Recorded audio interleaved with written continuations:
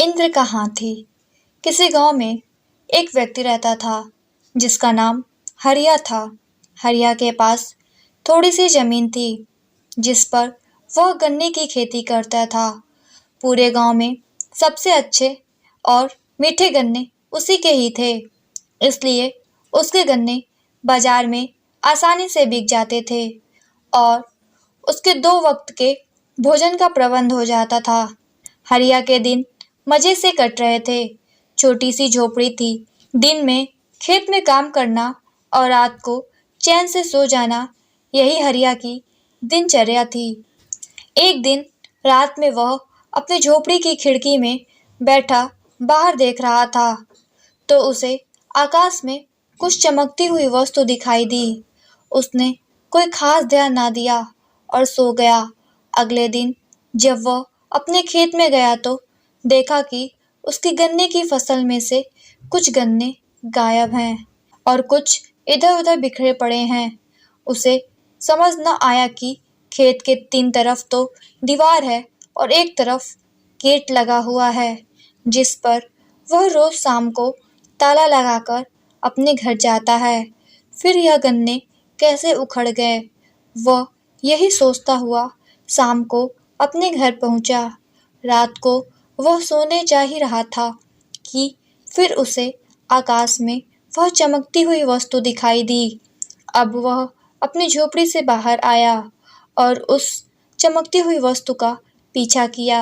वह वस्तु पास आते-आते विशालकाय हाथी के रूप में बदल गई, जो कि सीधा हरिया के खेत में आकर उतरा।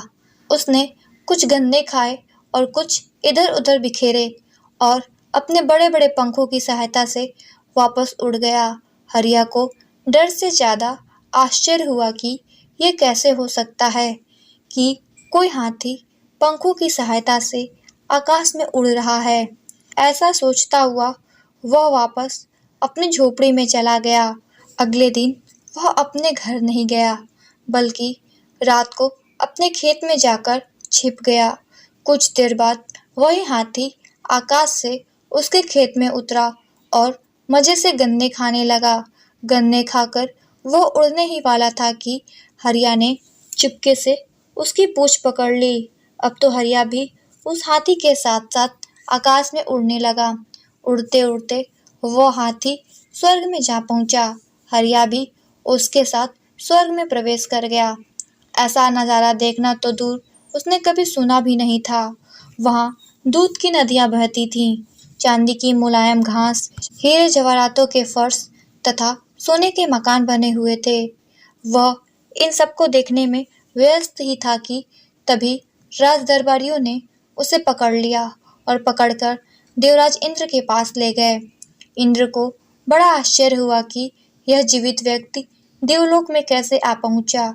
उन्होंने हरिया से जब इसके बारे में पूछा तो हरिया ने उन्हें सारी बातें बता दी और बोला, महाराज, आपका हाथी रोजाना मेरा बहुत नुकसान करता है।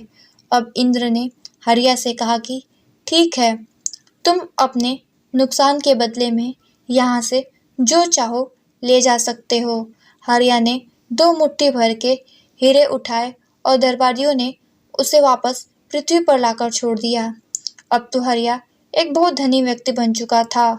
उसने झोपड़ी के स्थान पर अपने लिए एक बड़ा सा सुंदर मकान बनवा लिया और अपनी गन्ने की फसल को भी पहले से 10 गुना ज्यादा बढ़ा लिया। यह सब देखकर गांव वालों को बड़ा आश्चर्य हुआ तो उन्होंने हरिया से उसके धनी होने का कारण पूछा। हरिया ने उन्हें सारी बातें बता दी। गांव के कुछ लोगों ने तय किया कि हम भी अपने खेत में गन्ना उगाकर उस हाथी को नीचे बुलाएंगे और उसकी पूंछ पकड़कर देवलोक जाकर खूब सारा धन लाएंगे। उनकी योजना सफल रही। हरे हरे गन्ने देखकर हाथी नीचे आया और जब गन्ने खाकर वापस जाने लगा तो एक ग्रामवासी ने उसकी पूंछ पकड़ ली। फिर क्या था, देखते ही देखते सबने उसकी पूंछ पकड़ ली और एक साथ हवा में उड़ने लगे। अब वे आपस में बातें करते हुए जा रहे थे। कोई कहता कि मैं तो बोरी भरकर हीरे लाऊंगा, तो कोई कहता मैं तो वही अपना घर बना लूंगा, वापस आऊंगा ही नहीं। सबसे आगे वाला ग्रामवासी चुप था। जब उससे उन्होंने पूछा कि भाई तुम क्या लाओगे, तो अपने हाथों को छोड़कर इशारा करके बोला, मैं तो अपनी बाहों में भरकर सारे हीरे उठा लाऊंगा। उसका ऐसा कहना था कि हाथी की पूंछ से हाथ छूटने के कारण सभी गिरने लगे और धड़ाम से जमीन पर आ गिरे। वे बोले, कोई बात नहीं, जब फिर से हाथी आएगा तो हम फिर उसके साथ उड़ जाएंगे। उधर यह बात इंद्र को पता चल गई कि उनका हाथी पृथ्वी पर जाकर गन्ने खाता है, तो उन्होंने उसके लिए स्वर्ग में ही बड़े बड़े गन्ने के खेतों का प्रबंध कर दिया। अब हाथी को पृथ्वी पर आने की कोई आवश्यकता न थी। इधर वह ग्रामवासी दिन प्रतिदिन हाथी की प्रतीक्षा करने लगे, किंतु हाथी अब क्यों आता?